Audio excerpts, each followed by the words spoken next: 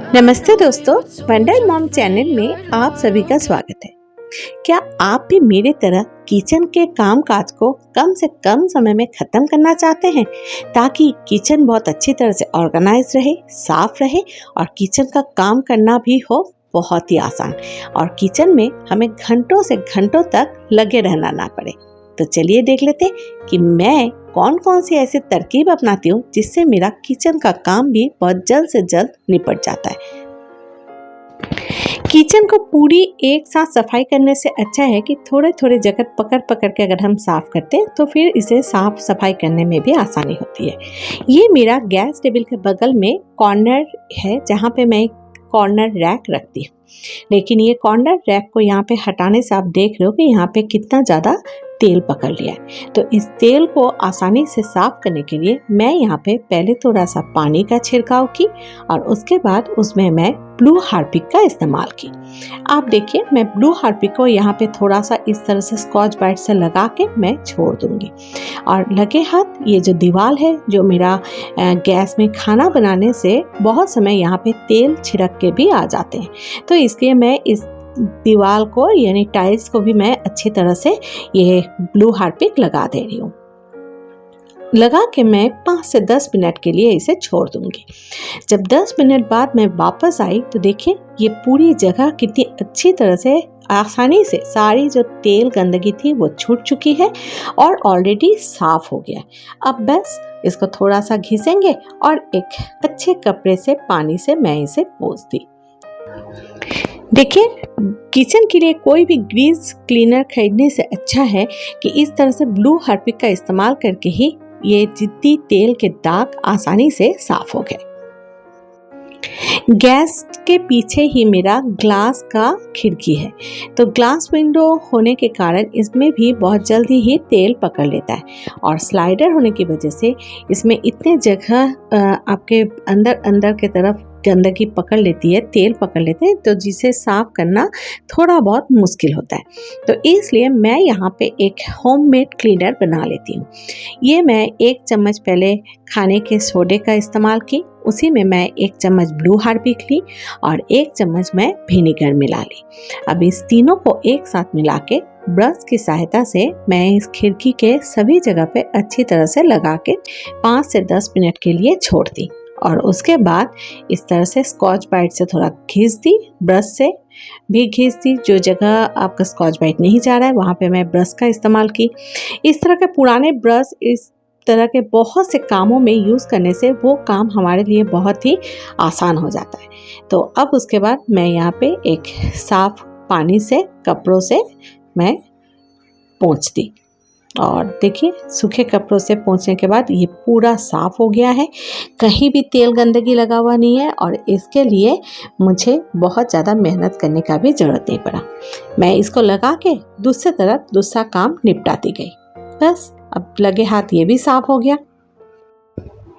आप सबकी तरह मैं भी घर पे प्रेशर कुकर का इस्तेमाल करती हूँ, लेकिन कभी भी कुछ खाना पक जाने के बाद अगर मुझे हड़बड़ी में इसके गैस को निकालना है तो मैं कभी भी इसके व्हिसल को उठा के गैस निकालती नहीं हूँ, क्योंकि इससे एक तो गैस गंदा हो जाता है या फिर कुकर के जो ढक्कन है वो गंदे हो जाते हैं और ऊपर से ये जहाँ भी रखा हुआ रहता है वो सभी जगह अंदर का जो भी चीज़ पका हुआ है वो निकल जाने की वजह से वो भी गंदा हो जाता है।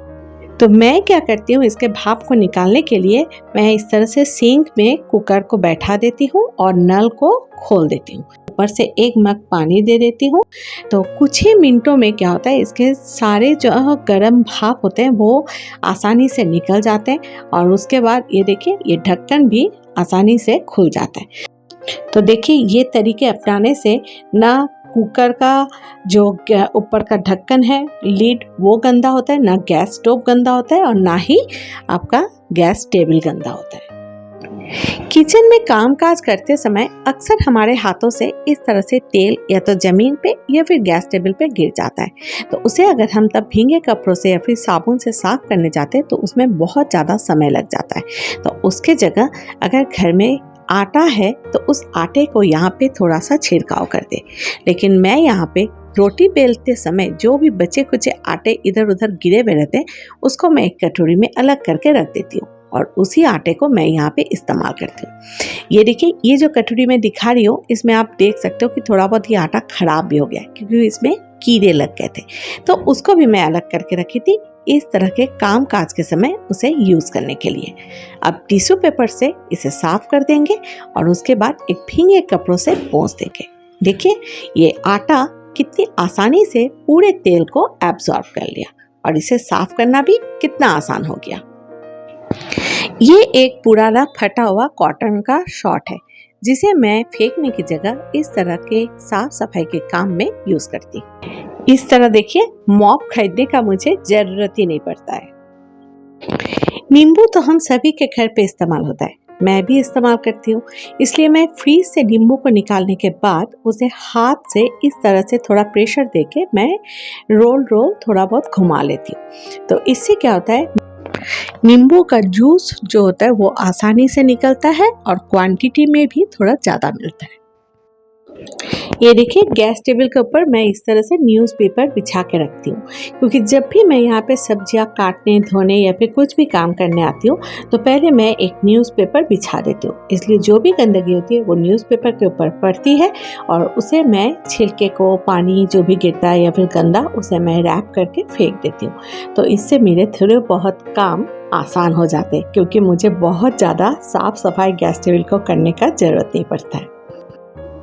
खाने में जब भी हम नींबू का इस्तेमाल करने जाते हैं, चाहे शरबत में, अक्सर हम देखते हैं कि नींबू सूख गया है, तो जिसके वजह से नींबू से जूस जो है वो अच्छी क्वांटिटी में मिलता नहीं है। इसलिए मैं तब क्या करती हूँ, इसे 20 सेकंड के लिए माइक्रोवेव कर लेती हूँ। इससे नींबू बहुत ही फ्रेश हो जाती है और इससे जूस भी अच्छी क्वांटिटी में मिलती है और जिसे निकालना भी आसान होता है।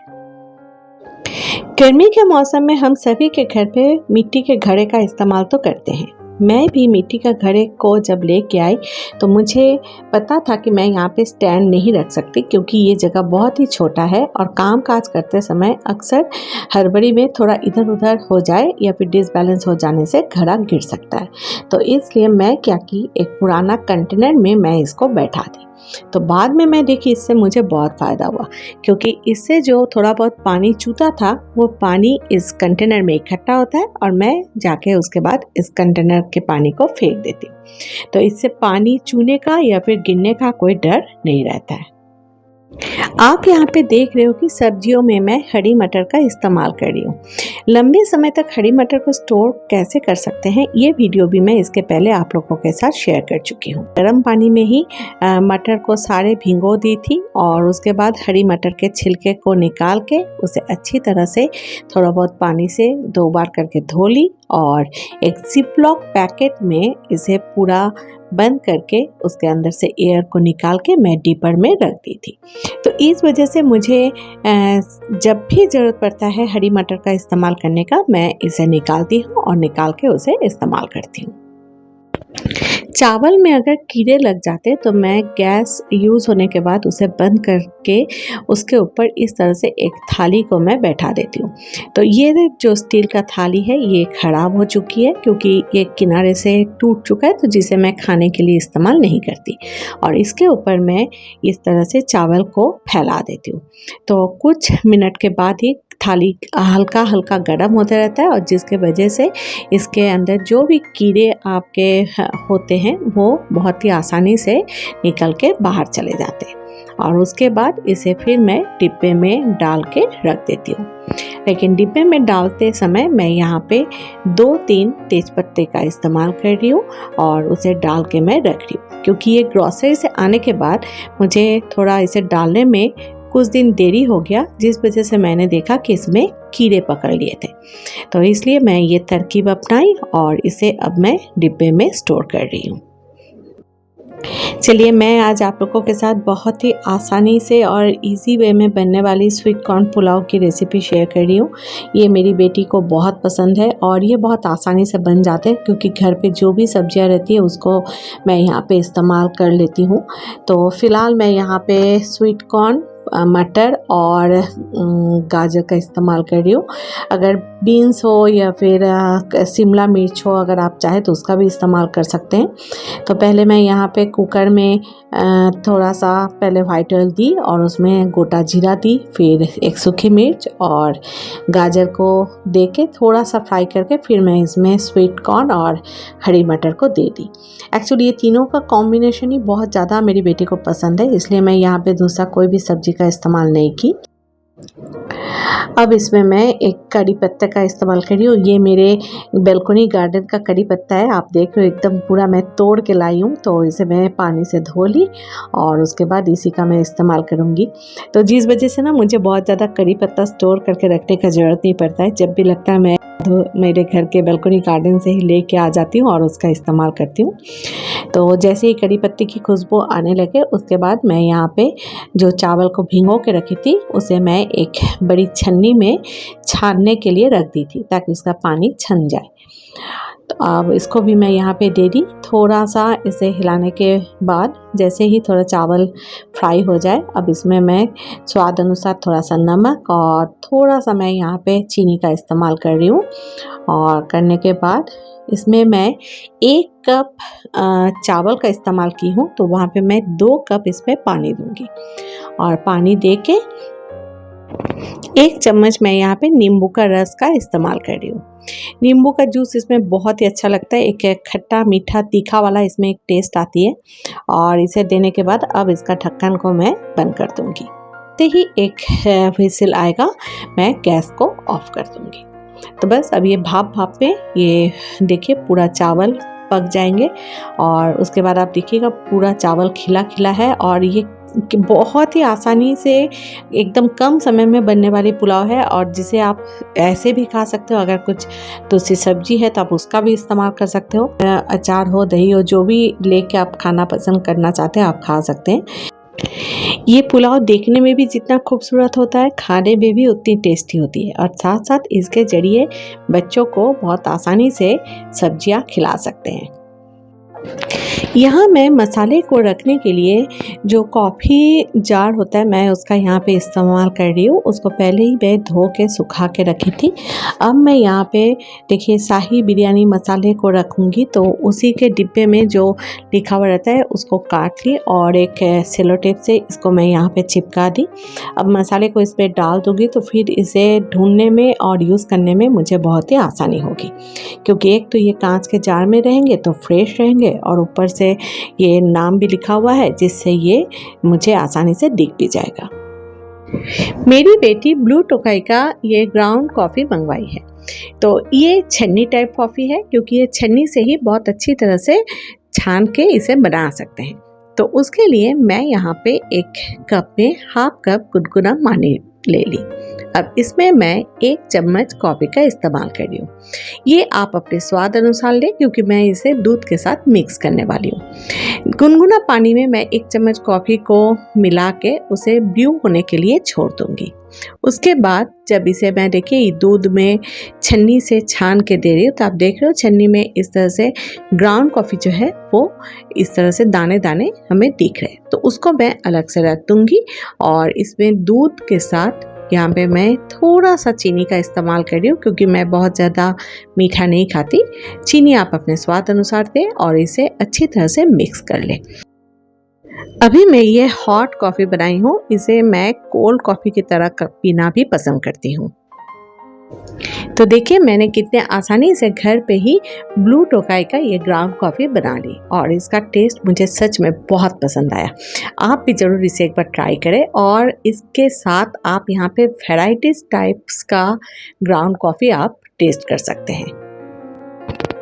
प्रेशर कुकर में हम सभी तो दाल को पकाते हैं, लेकिन जब भी दाल पकाने जाते हैं तो व्हिसिल पड़ने पर इस तरह से लीड पूरा गंदा हो जाता है। तो इससे बचने के लिए मैं एक बहुत ही आसान सा हैक्स का इस्तेमाल करती हूँ।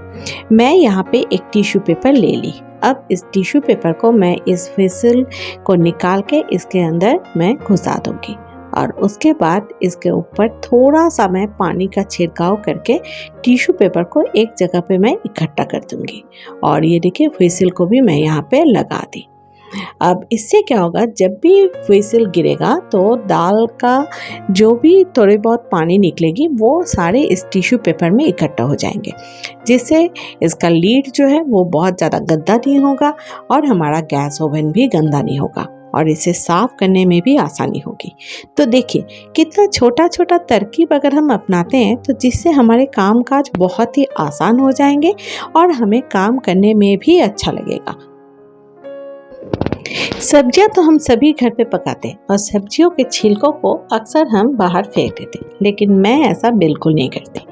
मेरे घर पे जो भी जगह है मैं उस जगह में से किसी जगह पे थोड़ा बहुत छिलके को मैं सूखने के लिए डाल देती हूँ, या फिर मैं इस तरह से भी अपने पौधों के लिए इस्तेमाल करती हूँ। यहाँ पे मैं जो भी छिलके थे सबको मैं ले ली और उसमें मैं एक बॉटल पानी दे दी और उसे मिक्सर ग्राइंडर में चलाने के बाद उसे मैं इस तरह से छान ली। छान लेने के बाद जो पानी निकला है उसमें करीब करीब मैं और 2 बोतल पानी मिला दी और मिला के इसे मैं मेरे घर के और मेरे बालकनी में जितने भी पौधे हैं सभी में मैं इसी का इस्तेमाल करूँगी। ये पौधों का बहुत ही अच्छा फर्टिलाइज़र घर पे बन के तैयार है। इस तरह के घर के लिए छोटे छोटे ऑर्गेनाइजेशन आइडियाज़ और हैक्स को यूज़ करके हम हमारे घर को बहुत अच्छी तरह से ऑर्गेनाइज भी रख सकते हैं और उसे साफ सुथरा भी रख सकते हैं और इस तरह से काम करने से हमारे बहुत से समय की बचत भी होती है। तो आप लोगों को आज की ये वीडियो कैसी लगी ये बात आप हमें कमेंट बॉक्स में ज़रूर बताएं। अच्छा लगने पर इसे लाइक और शेयर जरूर करें। सब्सक्राइब करने पर मेरी अगली वीडियो की नोटिफिकेशन आपके घर तक पहुंच जाएगी। डिस्क्रिप्शन बॉक्स में दिए हुए लिंक से जाके आप मुझे इंस्टाग्राम और फेसबुक में फॉलो कर सकते हैं। अगली वीडियो में फिर से आप लोगों से मुलाकात होगी, तब तक के लिए अलविदा।